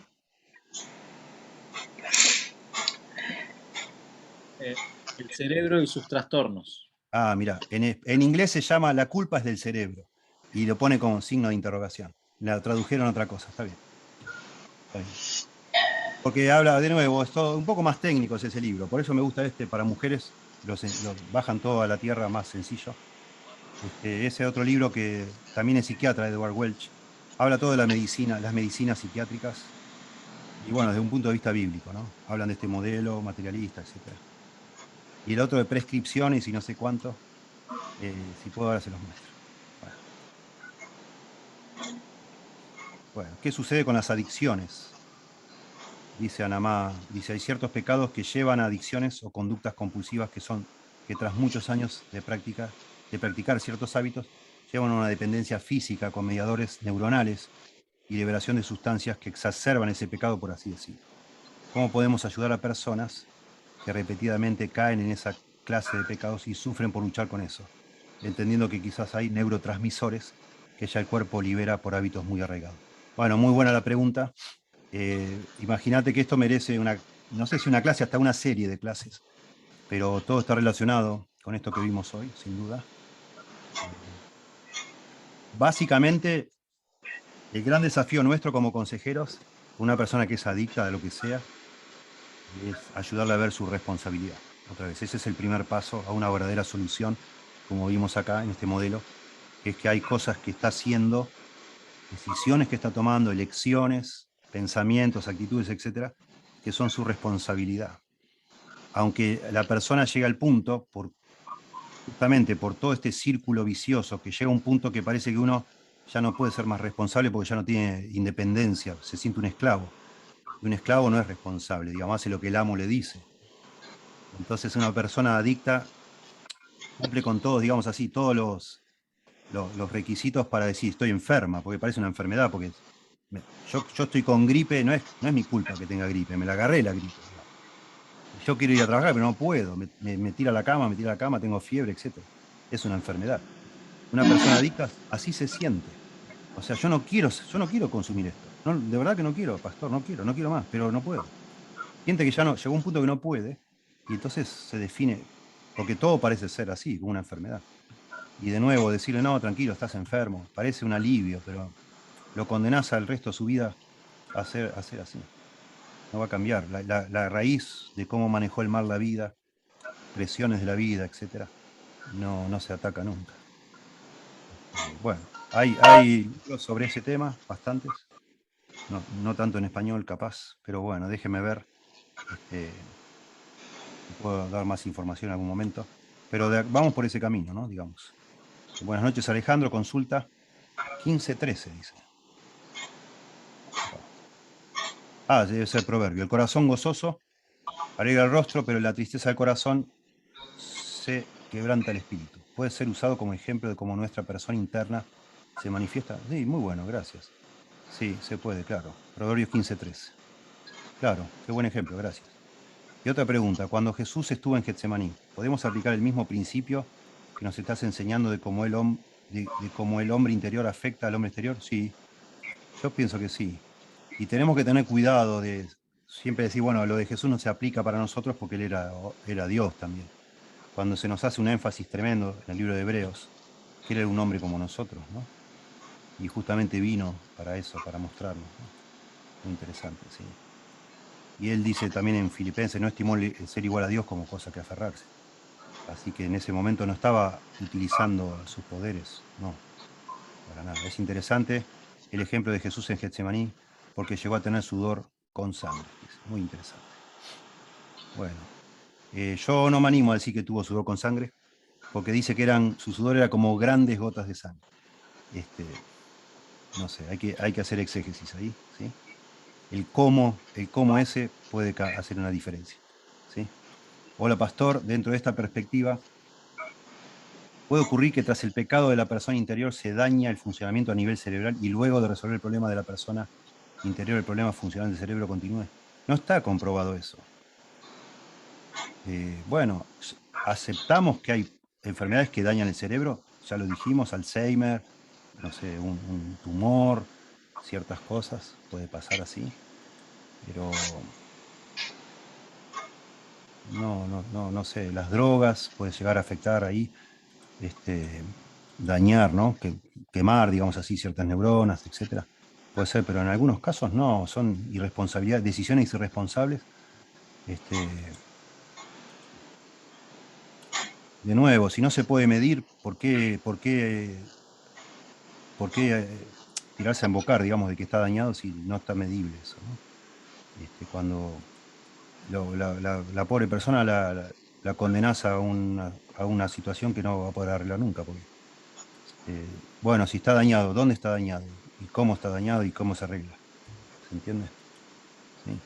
En este caso, las ciencias que estudian el cerebro y su funcionalidad, no solo con medicación, sino con instrucción sobre cómo procesa la información el cerebro habitualmente. ¿Pueden ayudar a cambiar patrones disfuncionales del procesamiento de la información? Perdón por lo enredado la consulta. Y a lo mejor sí. Está claro que la psicología secular es muy eficiente, porque logran mucho, logran que una persona deje las drogas, logran que deje de fumar, logran montones de cambios de hábitos psicológicamente, o sea, con medicación, con terapias. Tampoco es que no saben nada o no entienden nada. Lo que pasa, como decimos, a sacar a Dios del cuadro no te ayudan a santificarte, y como también decíamos recién, en la Biblia hay muchas dificultades que nosotros tenemos que se nos dice que son una bendición de Dios. Dios nos ha dado para usarlas para su gloria, esas dificultades. Y bueno, tenemos que aprender a confiar en la Biblia y vivir de acuerdo a lo que Dios, tratar de entender y descubrir qué es lo que Dios quiere que hagamos con esto que Él me dio, etcétera, ¿no? Y entonces, la psicología secular no apunta a eso de ninguna forma. Deja eso fuera, ¿no? No piensa en el pecado, no piensa en la culpa, no en el arrepentimiento, no en la confesión, no en la santificación, no en formar a Cristo en tu vida. Ningún psicólogo te va a ayudar a formar a Cristo en tu vida, porque no sabe ni qué estamos hablando cuando hablamos de eso. ¿Sí? Pensando en la perspectiva bíblica de las emociones, pienso que en la persona no creyente, tratado de aconsejar dejando afuera lo espiritual. ¿No estamos cerrando? Sí, claro. ¿Es el Evangelio en primer lugar lo que tiene que escuchar el incrédulo para comenzar a resolver estos aspectos? Exacto, tal cual. Un cristiano obviamente tiene el Espíritu Santo. Dios está formando la imagen de Cristo en él. Pero ¿acaso no es vana la búsqueda del incrédulo de solucionar sus emociones y cómo los afecta divorciando todo esto del Evangelio? Sí, correcto. Yo creo que, bueno, tenemos que aprovechar ese tipo de quebrantos o de crisis para mostrar a la persona cómo necesita al Señor, ¿no?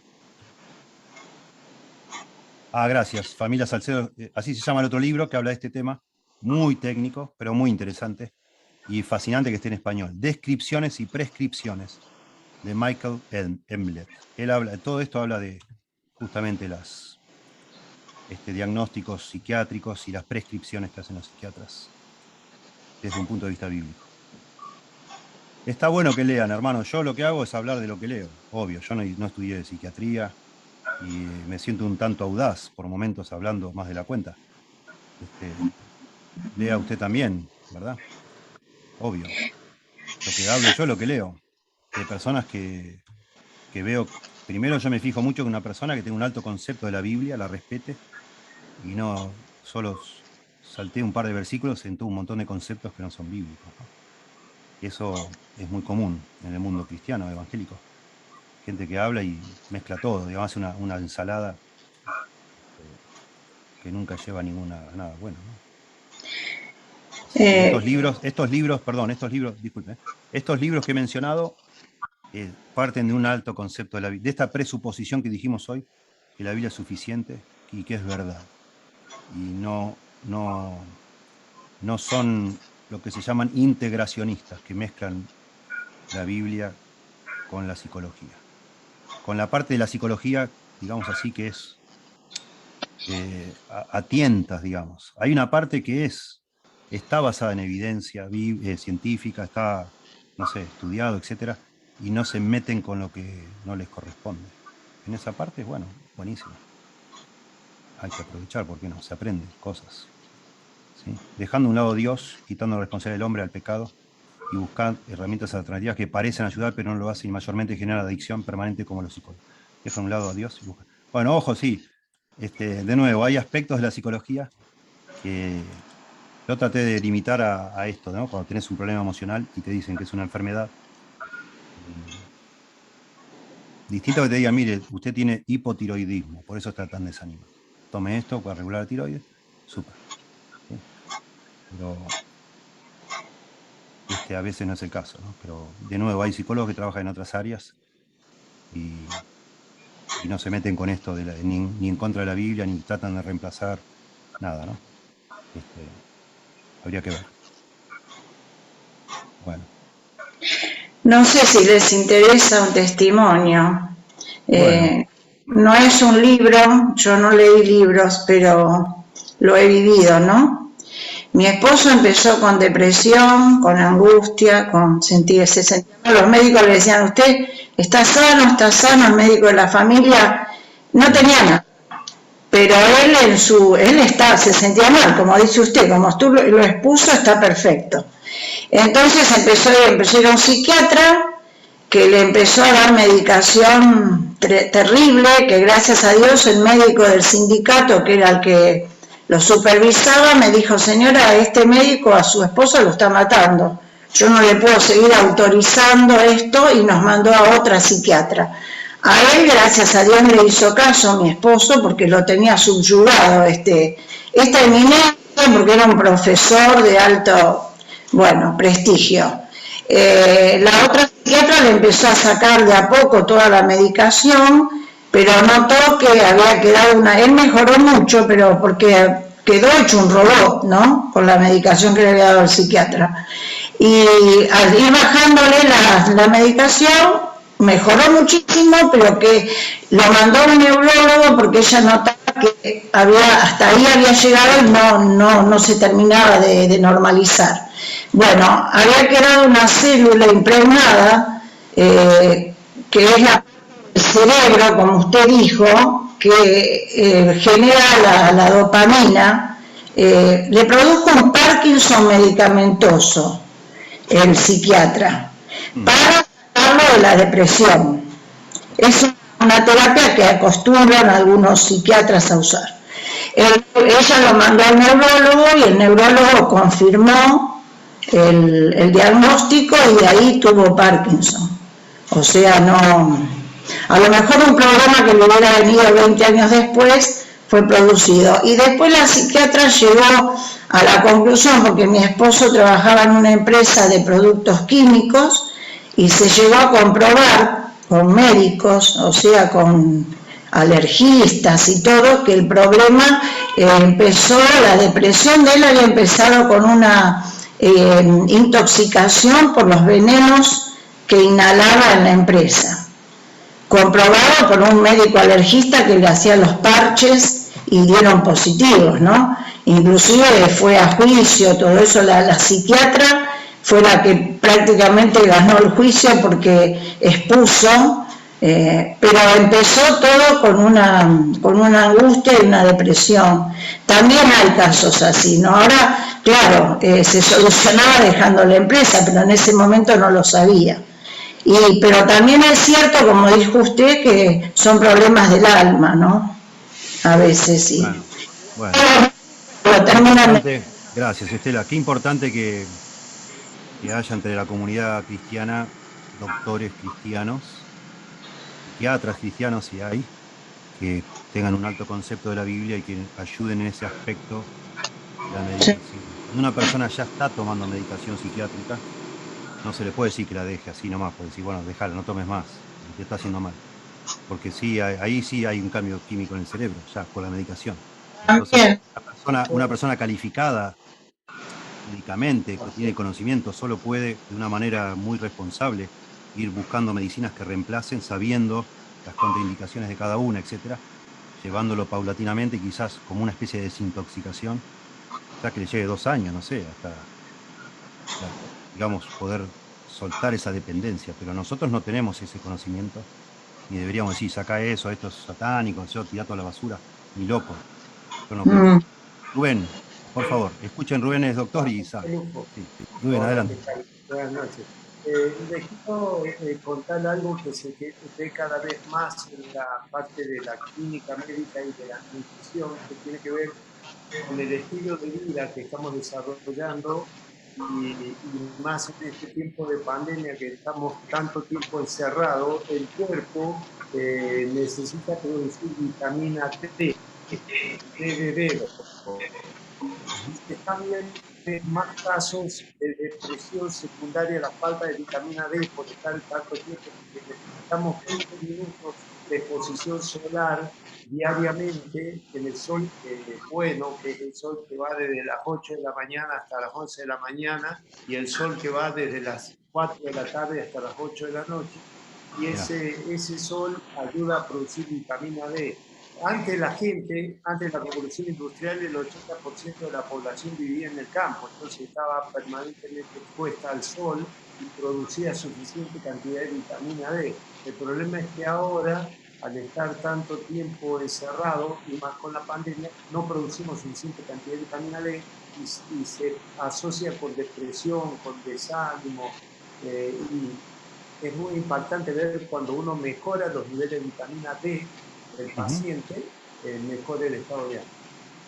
¿Dijiste Sí. 20 minutos, Rubén, dijiste? 20. Sí. Un Sí, momento. hay que ponerse 20 minutos como máximo, ¿no?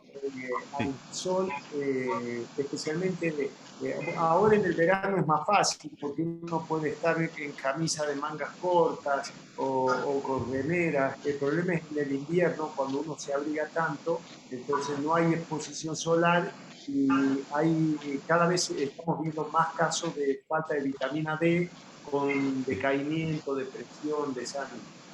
Y dos preguntas, Rubén, perdón. En invierno, a través de un vidrio, es posible también, ¿verdad? Sirve. No es lo ideal porque la radiación del sol tiene radiación infrarroja, que es la de las bombitas de luz caliente, y la radiación ultravioleta, que es la de los tubos fluorescentes. Ese espectro se mueve la luz. Y la luz que realmente produce vitamina D es la de los ultravioletas, que están al principio de la salida del sol y en el ocaso del sol. Esa es la radiación más útil y tengo entendido, no estoy muy seguro del tema, pero tengo entendido que el vidrio bloquea la radiación ultravioleta que es la que produce la síntesis. Y la segunda pregunta, ¿se puede medir la vitamina D por un análisis, por medio de algún análisis? Sí, es importante medirla. Tiene que estar en valores de 25 unidades para arriba, y hay que tener cuidado de no tomar vitamina D así indiscriminadamente porque hay que tomarla de manera muy medida porque se acumula en la grasa de la carne y puede intoxicar al paciente si la toma de más, ¿no? Tiene que ser natural. Buenísimo. Sí, lo ideal es que sea natural. Muchas gracias, Rubén. Qué bueno. Bueno, una persona como vos sería un golazo, como te sobra tiempo, que te leas todos estos libros y vos nos expliques. Está full, Rubén, no tiene tiempo, pero bueno, buenísimo. Lindo tenerte acá y bueno, ratificar ciertas cosas y corregir otras que de pronto pueden ser exageradas, ¿no? Sobre todo balancear. A veces para enseñar algo, con el afán de persuadir, uno puede exagerar un punto y está bueno que alguien diga, no, cuidado, esto hay que tomarlo así, WhatsApp, etcétera. Así que, buenísimo. Bueno, hermanos, a ver si hay alguna pregunta más acá. Bueno, alguien dijo que el vidrio bloquea el infrarrojo, dice. Bueno, espero que sirva. Estos conceptos son introductorios, digamos así, pero al menos si alguno ya está metido en este tipo de cosas sin darse cuenta y puede evaluar que sí, que no está resolviendo nada, que está dando vueltas en círculo desde hace tiempo por haber recurrido, o sea, empezó, como decíamos hoy, ¿no? Al principio es un alivio, pues se acabaron los síntomas, pero se da cuenta que el problema real nunca se arregló. Bueno, busque ayuda. ¿Sí? Y de pronto tiene que ir de nuevo, si está tomando medicinas, tiene que ir a alguien que pueda interpretar los prospectos y todo, y no haga cosas raras por su cuenta, pero tendría que ir a alguien que le ayude a ver. Yo no conozco, me encantaría tener uno o dos doctores cristianos de referencia en Argentina para decir, bueno, anda a ver a esta persona. No los tengo. En Estados Unidos uno de los ancianos más de uno de los ancianos allá en Grace son doctores y saben mucho de estas cosas. Y los pastores siempre los consultan a ellos y en base a ellos dan a veces consejos.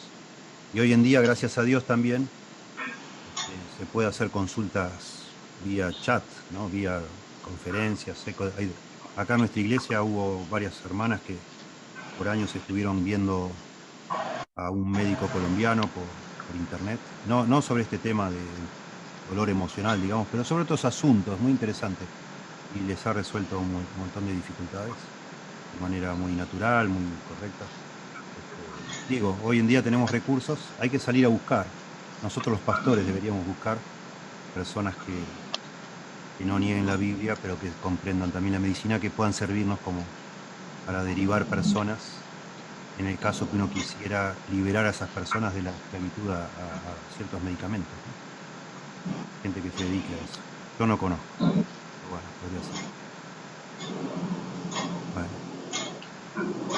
Acá Liv y Dani preguntan sobre la depresión. Ya está grabado ese video, yo no me acuerdo ahora el nombre del video, pero ya lo tenemos grabado. No sé, Lío y Dani, de qué grupo son, les podemos hacer llegar. ¿Quién les pasa a ustedes la invitación para estos estudios? ¿El pastor Rubén o el pastor Mariano? Y podemos hacer llegar ese estudio, para no repetir ahora todo. Pero hemos hablado, no sé si se acuerdan ustedes, hemos hablado de la depresión. Estamos en el grupo, a ver, no sé en cuál. Sí, pero nosotros acá no hay un solo grupo, ¿eh? Ustedes no se dan cuenta quizás, pero hay varios grupos. Dígame quién es su pastor y yo le hago llegar el video, o el nombre del video, y lo pueden ver. Diego Velázquez. Bueno, Diego, a lo mejor vos lo guardás, ¿los estabas guardando vos, Diego? ¿Los videos viejos? Lo tengo en el celu y hay una hermana en la iglesia que lo va guardando todo en la compu. Bueno, el pastor se lo pasa, ¿está bien? Pasale el que ya tenés. Ahí está. Digo, Ok. y si hay después preguntas, vemos, pero para no ahora abrir una puerta tan amplia. No hay problema, no se aflija. Como dicen en México, no tenga pena. Gracias por preguntar, está bien. Muy bien. Bueno, hermanos, no sé si alguien más quiere agregar algo. Yo confío, sin que me digan nada, confío que esto pueda ser muy útil para algunos. Esa es mi esperanza, creo que me tiro a invocar que sí. Así que nada, por eso hacemos esto. Que el Señor les guíe, les bendiga, comuníquese con sus pastores, va a haber cosas raras. Sea honesto, ¿no? Es feo, feo pensar que el problema nosotros somos parte del problema. No es lindo, pero es la única salida verdadera a los problemas. Yo le animo que se acerque a su pastor y le pida ayuda a su pastor a descubrir cuál es su contribución a todo este problema que usted tiene, que hasta ahora pensó que era una enfermedad. Trate de descubrir eso, de humildes, déjese enseñar, no se ponga, tenga cuidado con el orgullo, no se ponga a la defensiva, déjese que le digan, y procure ver si en algo se tiene que arrepentir, arrepiéntase, si algunas decisiones tiene que hacer, hágaslas. Yo algún día voy a desarrollar más, tengo muchas ganas de hacer un buen estudio sobre la pereza. Solo tiro esto para dejar a algunos inquietos, pero detrás de la pereza hay un montón de problemas psiquiátricos, psicológicos. Es tremendo el tema de la pereza. Hermanos, algunos de ustedes son vagos, me sale la palabra consuetudinario, pero son persistentes, vagos persistentes, pero la Biblia dice que los perezosos son unos expertos en disfrazar la pereza de otras cosas. Y ojalá que algún día Dios le confronte, si es el caso de usted tiene que ponerse las pilas, no importa la edad que tenga, y le va a doler, como ahora a mí me dolería salir a correr por la calle, mañana me puedo mover, pero si sigo, despacito, ¿no? Cuando quiero acordar ya recuperé mi estado físico de nuevo, digámoslo así, ¿no? Y a veces los cambios son dolorosos, nos habituamos, nos metimos como en un surco y siempre hacemos lo mismo, pero ninguna medicina te va a cambiar. Tenés que cambiar vos. Y eso va a implicar, como decía Churchill, ¿no? Sangre, sudor y lágrimas. Y eso es así. Pero el Señor nos da fuerza. Y empezamos orando cada día, Señor, dame las fuerzas a cumplir con lo que debo y lo voy a hacer. Con tu ayuda lo hago, Señor, por favor. Y hacer, llorando, como sea, que te duela, no sé lo que puedo hacer, pero hacé lo que tenés que hacer. Como cristianos podemos hacerlo y hay que hacerlo. ¿Sí? Que el Señor les bendiga, hermanos. ¿Sí? Déjenme orar y ya nos despedimos. Te damos gracias, Señor, por poder hablar de esto con tu palabra, que es tan precisa, tan clara y suficiente, y sabiendo también que tenemos el Espíritu Santo habitando en nuestro corazón, que nos empodera y nos da la fuerza de hacer lo que nosotros no haríamos jamás. Por favor, ruego por mis hermanos y hermanas que están escuchando, que han escuchado o van a escuchar la grabación, que tú les ayudes, Señor, a salir de una situación donde quizás de manera muy sutil, paulatina, se han metido y ahora parece que no hay manera de cambiar y de resolver. Dales la fuerza, Señor, la fe. Acércale personas que les ayuden también. También si hay entre nosotros personas que no te conocen, Señor, que esta frustración de ver que hay cosas que no podemos resolver, les lleven a ti, Señor, quebrantados, pidiendo perdón y rogando que Cristo les salve y les perdone y les dé la fuerza para cambiar, Señor. Te damos gracias por todo, Señor, en el nombre de Jesús. Amén. Amén. Bueno, hermanos, que Dios les bendiga. Hasta el martes que viene. Gracias, Leo. Hermosa clase, muy Muchas buena. gracias, buenas noches.